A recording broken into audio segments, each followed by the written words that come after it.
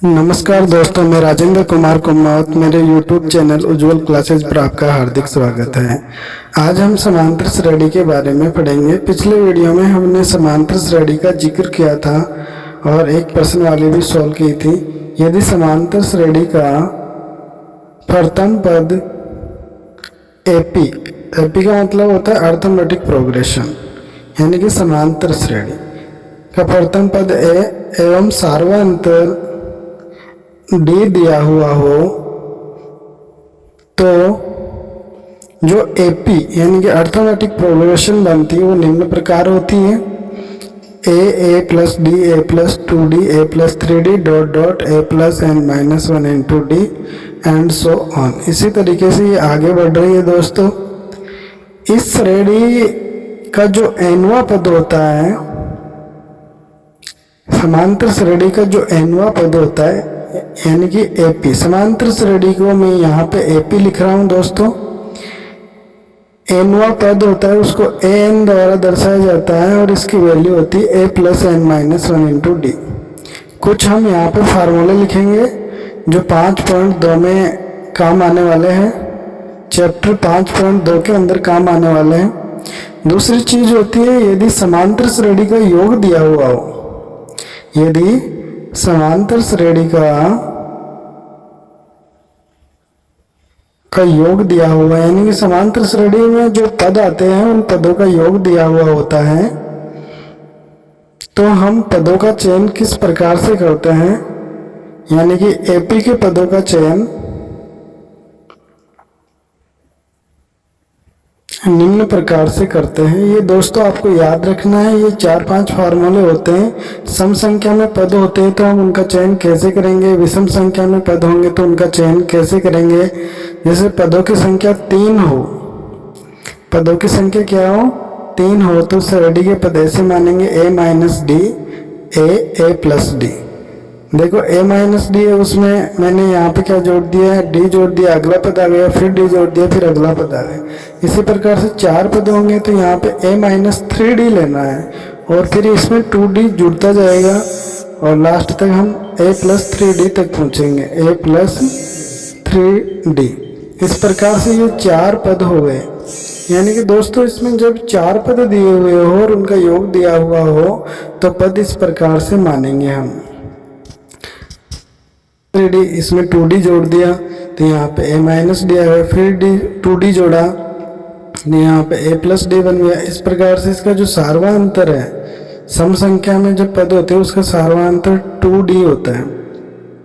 5D की बात करते हैं, यानी 5 पदों की बात करते हैं तो इस प्रकार से पद लेंगे A माइनस 2D, फिर इसमें D जोड़ेंगे A माइनस D, फिर D जोड़ेंगे तो A बनेगा और फिर D जोड़ते जाएंगे और लास्ट में आ जाएगा A प्लस 2D।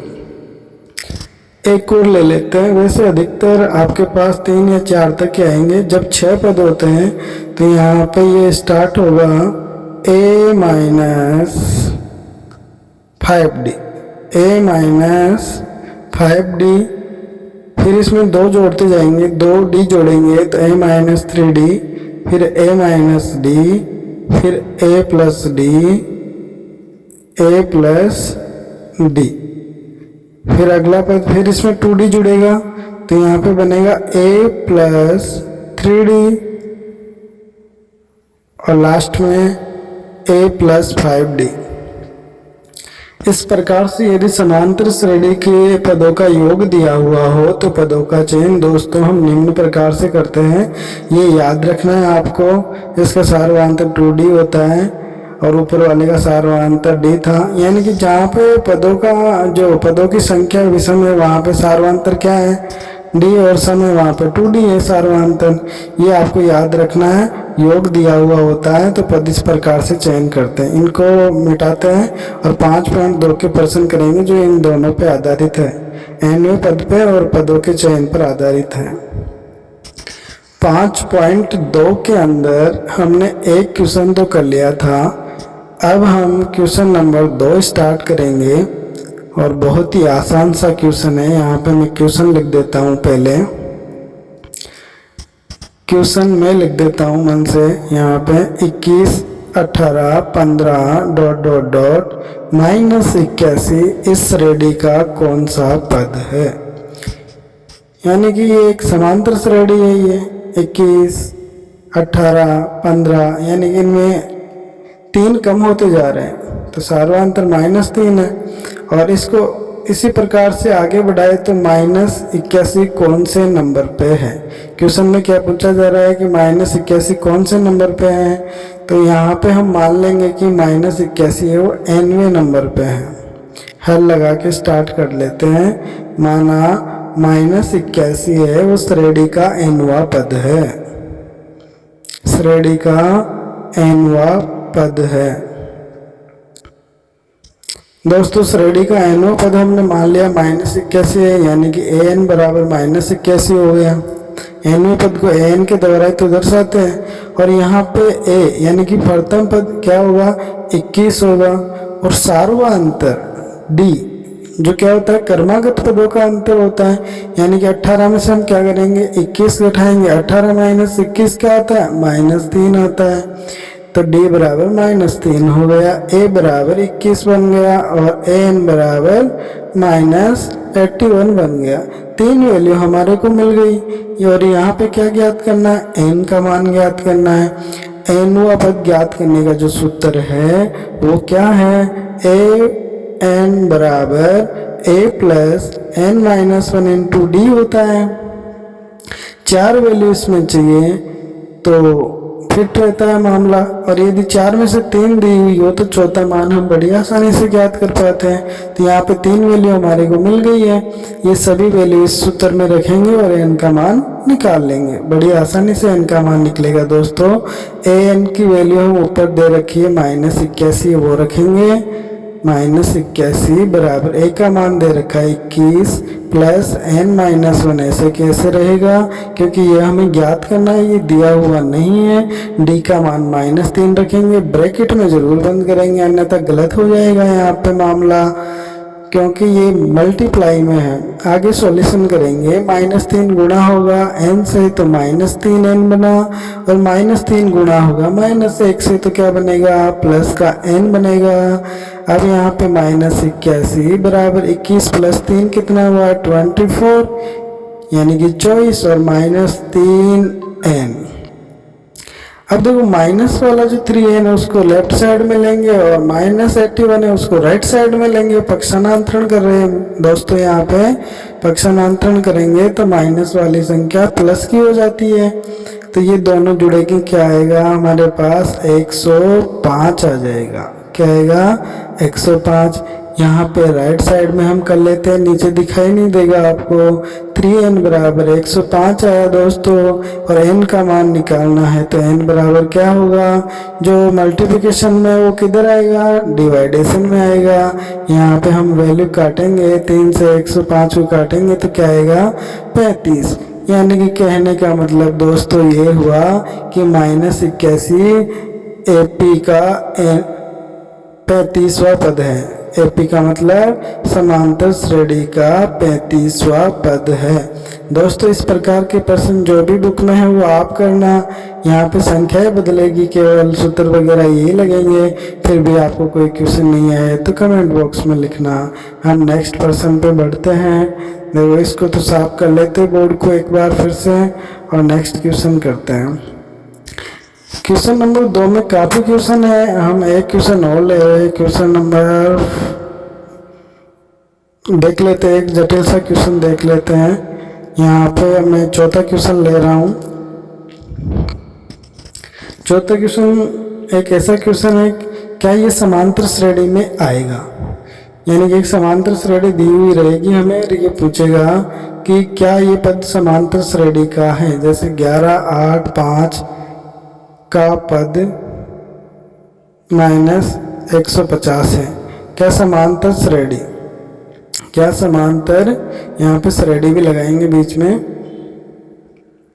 क्या समांतर श्रेणी का -150 पद है। यानी कि इस श्रेणी को हम आगे बढ़ाएंगे तो क्या इस श्रेणी के अंदर -150 आएगा। दोस्तों ये चेक करना है क्या -150 आएगा। यहाँ पे ये 11 है, अच्छी तरीके से समझना है इसको। ये 11 है, 11, 8, 5 इस प्रकार से एंड सो ऑन आगे चल रही है और आगे चलेगी तो क्या -150 इसके अंदर आएगा। चलो हम मान लेते आएगा, हमने मान लिया इस श्रेणी में आएगा और nवें नंबर पे आएगा। क्या माना? nवें नंबर पे आएगा, माना -150 श्रेणी का nवां पद है, माना -150 श्रेणी का nवां पद है। तो n बराबर क्या हो गया दोस्तों? n का मान हो गया -150, यहाँ पे हम रख देंगे -150। श्रेणी में प्रथम पदों में दिख ही रहा है क्या है? a बराबर क्या है दोस्तों? यहाँ पे a बराबर है मेरे प्यारे छात्रों 11 और d बराबर क्या है? क्रमागत पदों का अंतर होता है। तो 8 - 11 क्या बनेगा? 8 - 11 -3 बनेगा। an आ गया, a आ गया और d आ गया। क्या निकालना है? n का मान निकालना है दोस्तों। n सूत्र तो वही लगेगा nवां पद वाला, an बराबर a + n - 1 × d। बहुत सिंपल सा सूत्र है, इसमें वैल्यू धरनी है और n का मान निकालना है मित्रों। an की जगह -150, a की जगह 11 और d की जगह -3 रखेंगे और इसको सोल्व करेंगे। पीछे वाले प्रश्न की तरह ही हम क्या करेंगे? सोल्व करेंगे और n को चेक करेंगे क्या आएगा।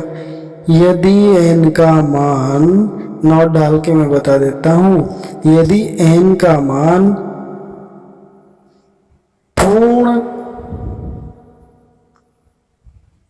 पूर्ण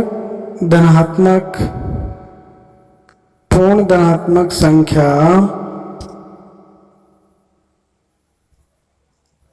के रूप में आता है, यदि n का मान पूर्ण धनात्मक संख्या के रूप में आता है तो -150 श्रेणी का पद होगा। यानी कि n का मान बिल्कुल क्लियर धनात्मक पूर्णांक आता है तो ये श्रेणी का पद होगा, अन्यथा ये श्रेणी का पद नहीं होगा।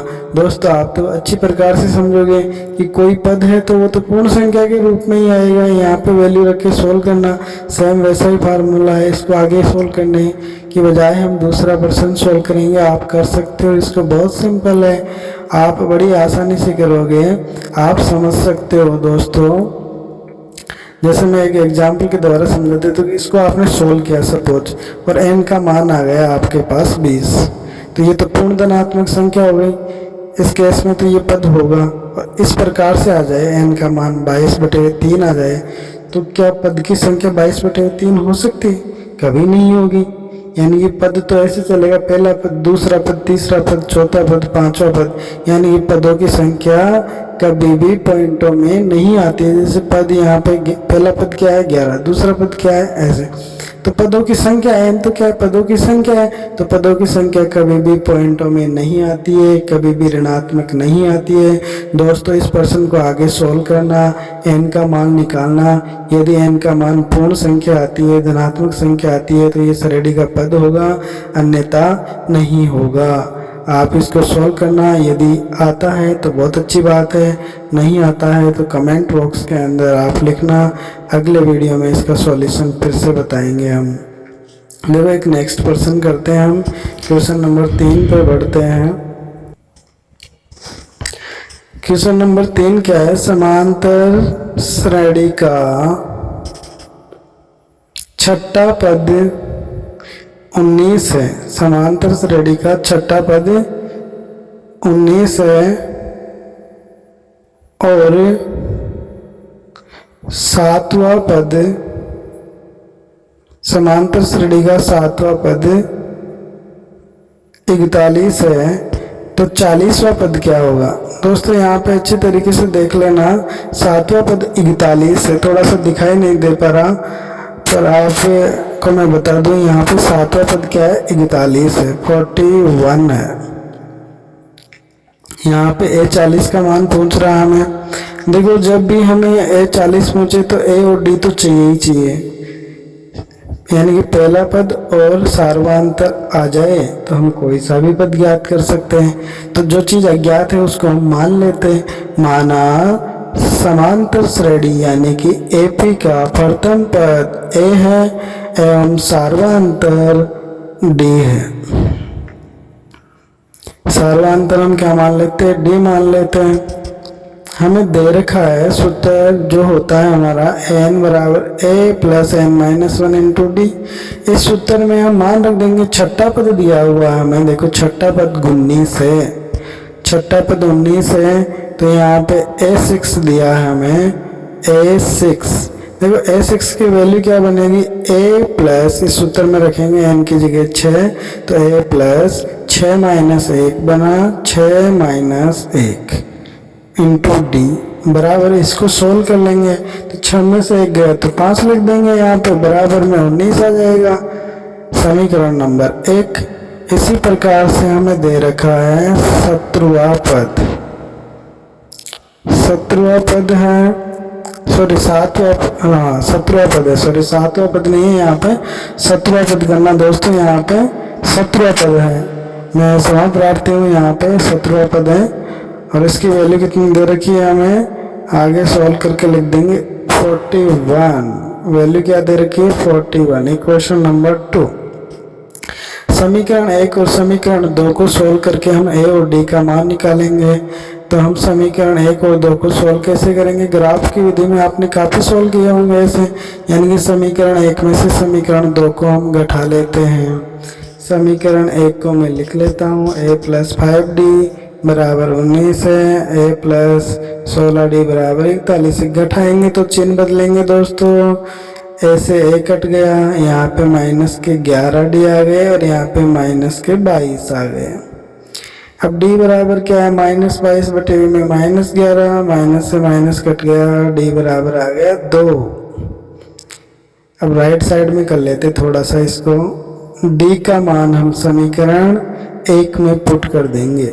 d का मान समीकरण 1 में रखने पर यानी कि d बराबर 2 समीकरण 1 के अंदर रखने पर वैल्यू बनी a plus 5 into D, 5 into D बराबर 19। a प्लस 5 इंटू 2 को 5 को 2 से गुना करेंगे 10 बन गए, उधर राइट साइड में जाएंगे तो घट जाएंगे, तो यहाँ पे a बराबर आ गया 9 और d बराबर आ गया 2। जब हमारे पास प्रथम पद और सार्वधातुक आ जाए तो दोस्तों हम समांतर श्रेणी भी ज्ञात कर सकते हैं, परंतु यहाँ पे क्या पूछ रहा है, 40वां पद पूछ रहा है। तो 40वां पद यानी कि जो सूत्र था इसमें हम क्या रख देंगे 40, a का मान रख देंगे 1 की जगह 9 और d का मान रख देंगे यहाँ पे कितना 2, n की जगह रख दिया 40। सोल्व करना बहुत आसान सा है, देखो यहाँ पे सोल्व करेंगे तो ये क्या बनेगा 9, 40 में से गया 1 तो हम क्या लिख सकते हैं 39, 39 इंटू में क्या आ गया 2 आ जाएगा। देखो यहाँ पे ये d की वैल्यू रखी है मैंने और फिर सोल्व किया है तो ये आ गया यहाँ पे 2 और उसको गुणा करेंगे 78 आ जाएंगे और 9 जोड़ेंगे तो 87 आ जाएंगे।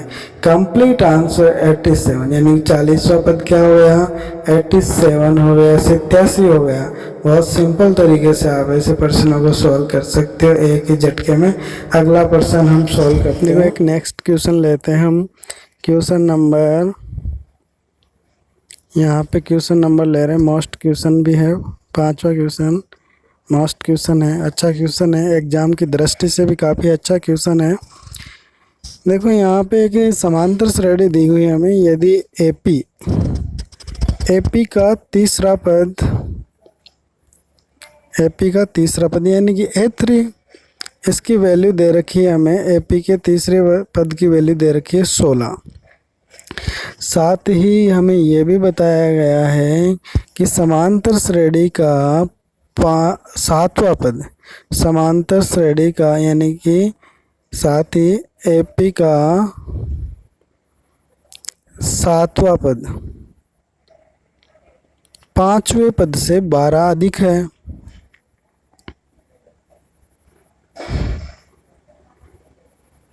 तो ए पी बराबर क्या होगी, यानी कि समांतर श्रेणी क्या बनेगी। दोस्तों बहुत अच्छा सिंपल सा क्वेश्चन है और एग्जाम की दृष्टि से इम्पोर्टेंट क्वेश्चन है। ए3 की वैल्यू दे रखी है और ए7 जो टर्म्स है ए5 से 12 अधिक है और एपी पूछ रहा है। तो हमें एपी निकालने के लिए प्रथम पद और सार्वधातुक तो चाहिए ही चाहिए। जो चीज़ अज्ञात है उसी को मान लेते, आधा % वहीं पे सॉल्व हो गया। माना समांतर श्रेणी का प्रथम पद है और सार्वधातुक डी है। हम ऊपर ही ऊपर लिख देंगे, माना समांतर श्रेणी का प्रथम पद है और सार्वधातुक डी है।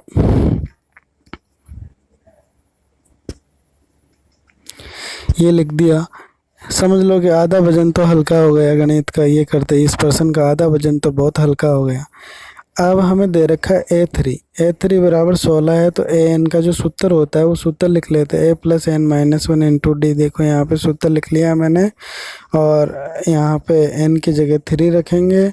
दिया हुआ है हमें ए3 की वैल्यू ए3 यानी कि n = 3 सूत्र में पुट करेंगे तो a+ यहाँ पे n की जगह 3 रखना है, n की जगह क्या रखना है 3 रखना है, 3 - 1 इंटू डी का मान निकालना है दोस्तों यहाँ पे, और a का मान निकालना है हमें। तो ये 3 - 1 क्या आ गया 2d आ गया। इक्वल टू में क्या चल रहा है 16 दे रखा है, तो समीकरण 1 बन गया। ये समीकरण नंबर 1 बन गया है दोस्तों। अब हम जो पर्सन में दे रखा है अकॉर्डिंग टू क्वेश्चन यहाँ पे दे रखा है हमें a7 और a5 है, इन दोनों का डिफरेंस है वो 12 है। तो a7 - a5 = 12 लिख लेंगे हम और इसको आगे सोल्व करेंगे तो a7 की वैल्यू रख देंगे, a5 की वैल्यू रख देंगे, ऊपर सूत्र में n की जगह 7 और 5 रखेंगे, दोनों की वैल्यू प्राप्त हो जाएगी हमें।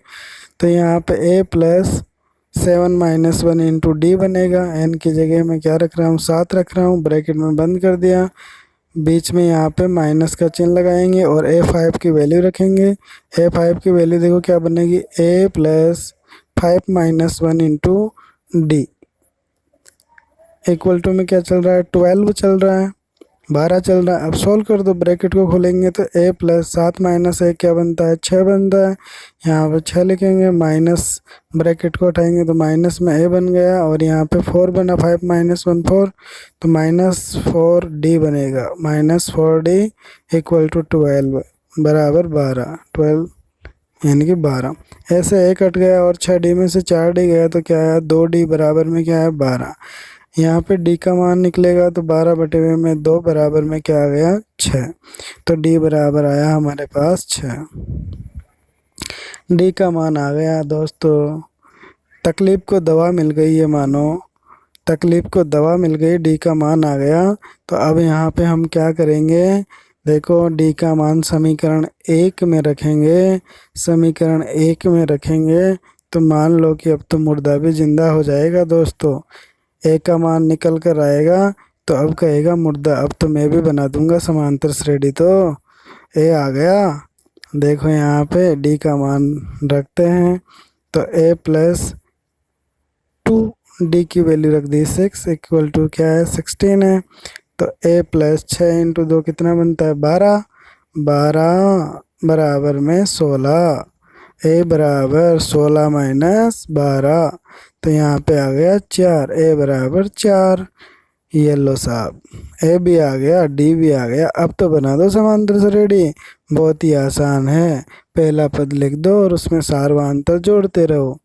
देखो यहाँ पे पहला पद क्या है 4 है, तो 4 आ गया, फिर इसमें सार्वधातुक यानी कि डी जोड़ दो, क्या बन जाएगा 10 बन गया। फिर इसमें डी जोड़ दो तो क्या बनेगा 16 बनेगा। ये लो जी, समांतर श्रेणी भी प्राप्त हो गई है। अब आपकी मर्जी, चाहो जितने मान बढ़ा सकते हो इसके। बहुत आसान सा सिंपल सा क्वेश्चन है, बहुत मज़ा आएगा और मोस्ट क्वेश्चन है, एग्जाम में आ भी सकता है। एक नेक्स्ट क्वेश्चन करते हैं दोस्तों, इसको मिटा लेते हैं, एक बार डस्टर ले लेते हैं हम।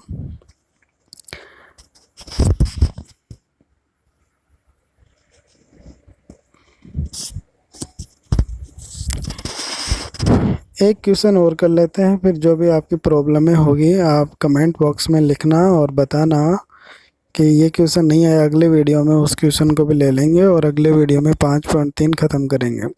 क्वेश्चन नंबर 6 में लास्ट क्वेश्चन ले रहा हूँ, बाकी आप प्रैक्टिस करना क्वेश्चनों की। देखो 3 अंकों की संख्या है जिनमें 7 का भाग जाता है, यानी कि आपको वो संख्याएं प्राप्त करनी है, वो संख्याएं बतानी है जिनमें 7 का भाग जाता है और वो 3 अंकों की बनी होती है। 3 अंकों की संख्या ज्ञात कीजिए जो 7 से विभाजित होती है। 7 से विभाजित होती है। 3 अंकों की संख्या ज्ञात करनी है जो 7 से विभाजित होती है। दोस्तों मैं पहले एक सूची बना लेता हूँ कि 3-3 अंकों की संख्याएं कौन कौन सी होती हैं। तो 3 अंकों की संख्या स्टार्ट होती है हमारी 100 से शुरू होती है, 100 से। 3 अंकों की हमारी जो संख्या होगी वो कहाँ से स्टार्ट होगी? 100 से स्टार्ट होगी। देखो 3 अंकों की संख्या निम्न होती है, ऐसे लिख के हम उनकी एक श्रृंखला लिख देते हैं। 3 अंकों की संख्या 100 से स्टार्ट होती है और लास्ट तक चलती है 999 तक। 999 के बाद में क्या होता है कि 1000 आ जाता है, तो उसमें संख्या कितनी आ जाती है? 4 आ जाती है, इसलिए लास्ट जो पद आएगा वो 999 आएगा। अब हमें यह भी देखना है कि इनमें कौन कौन सी संख्याओं में 7 का भाग जाता है। तो पहली संख्या क्या है जिसमें 7 का भाग जाए? 100 में भी नहीं जाता, 101 में भी नहीं जाता, 103 में भी नहीं जा रहा।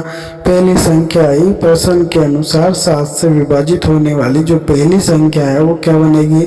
105 बनेगी। फिर 105 में 7 का भाग जा रहा है, तो ऐसे हम जोड़ते रहेंगे, साथ साथ जोड़ते रहेंगे और ऐसे श्रृंखला हमारे पास बन जाएगी जो कि एक समांतर श्रेणी होगी। तो पहली संख्या देखो यहाँ पे इनमें नहीं जाएगा, तो मैं पहले बता रहा हूँ आपको, लास्ट किस में जाएगा? यहाँ पे 105 में जाएगा। अब इसमें 7 जोड़ देंगे तो अगली संख्या आ जाएगी 112। 112।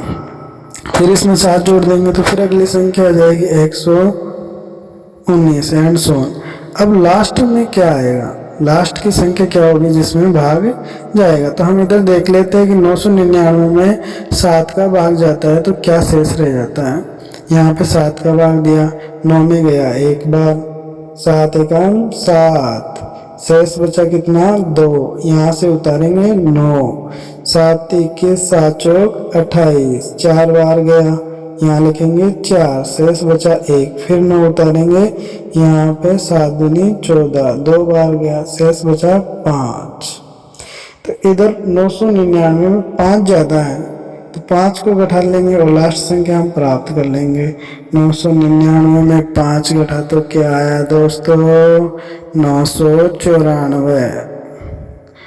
यानी कि अंतिम संख्या क्या हो गई? 994 हो गई, जिसमें 7 का भाग जाता है। ये एक समांतर श्रेणी बन गई दोस्तों, समांतर श्रेणी बन गई। और हमें ये देखना है कि इस श्रेणी का 994 कौन सा पद है, वही हमारा आंसर है। मान लेते हैं कि 994 nवां पद है, इस श्रेणी का nवां पद है। माना कि 994 श्रेणी का nवां पद है।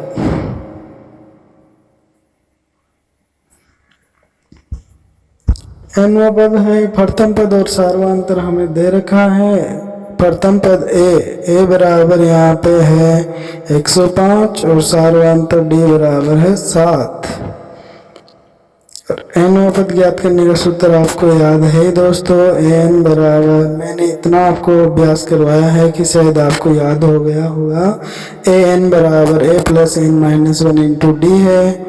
यहाँ पे वैल्यू पुट करेंगे हम, an की जगह रखेंगे 994, a की जगह रखेंगे 105, d की जगह रखेंगे 7 और n का मान निकाल लेंगे। दोस्तों बहुत आसान है बच्चों, बड़ी आसानी से आपको समझ में आएगा। मेरा वादा है आप यूट्यूब पर बने रहे और वीडियो देखते रहे, लाइक एंड सब्सक्राइब करें। आगे की कैलकुलेशन बिल्कुल सिंपल है, आप वैल्यू पुट तो कीजिए, इसमें मज़ा आ जाएगा।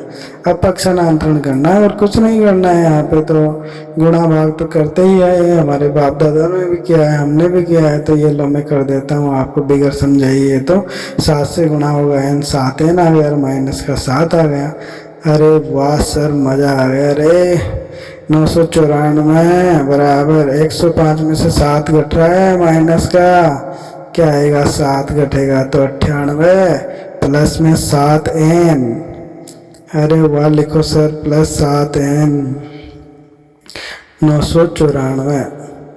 अब देखो यहाँ पे एन एन वाला एक तरफ करना है, संख्या संख्या एक तरफ कर लेनी है हमें। यहाँ पे 7n को एक साइड में रख लेते हैं और 98 को इधर ले लेते हैं, तो 7n बराबर 994 माइनस 98 हो गया। अब तो घटा लोगे ना, 994 में से 98 गए तो क्या है, 4 में से नहीं घटता है, हासिल ले लेंगे। 14 में से गए 8, 6, 8 में से 9 नहीं घटता है, हासिल लेंगे। 18, 18 में से गए 9, 9 और यहाँ पे बचा हमारे पास 8 और इधर चल रहा है 7n। तो n बराबर क्या आएगा, 896 में भाग दो 7 का, कितनी बार जाएगा, 7 एकम 7, यहाँ पे बचा 1, 7 दूनी 14, एक यहाँ लगा लेंगे ना तो 19 बनेंगे। 19 में कितनी बार जाएगा, 2 बार। फिर बचेंगे 5, तो कितनी बार जाएगा, 56 बन जाएंगे। तो यहाँ पे जाएगा 8 बार, तो 128 ऊपर लिख देता हूँ मैं, है ना, गोला बना के लिख देता हूँ कि 128 संख्या है 3 अंकों की, जिनमें 7 का भाग पूरा पूरा जाता है। आपको हिंदी में एक लाइन और नीचे डाल देनी है, जो मैं बोल रहा हूँ वो लाइन आपको लिखनी है कि 3 अंकों की संख्या जो 7 से विभाजित होती है वो 128 होती है। ये समांतर श्रेणी का जादू है दोस्तों। और अगले वीडियो में मैं आपको एक ऐसा जादू दिखाऊंगा समांतर श्रेणी का, जिससे आप दांतों नीचे अंगुली दबा बैठोगे और दोस्तों को आश्चर्य करोगे, अचंभित कर दोगे कि यार कमाल का जादू दिखाया आप लोगों ने समांतर श्रेणी से। ऐसे प्रश्नों को आप सॉल्व करना, मजा आएगा। बहुत सिंपल क्वेश्चन है। आपको फिर भी कोई क्वेश्चन नहीं आया तो वीडियो में कमेंट करके आप बताना, अगले वीडियो में हम बताएंगे। अगले वीडियो में आपको 5.3 के साथ मिलते हैं। धन्यवाद दोस्तों, लाइक एंड सब्सक्राइब में प्लीज।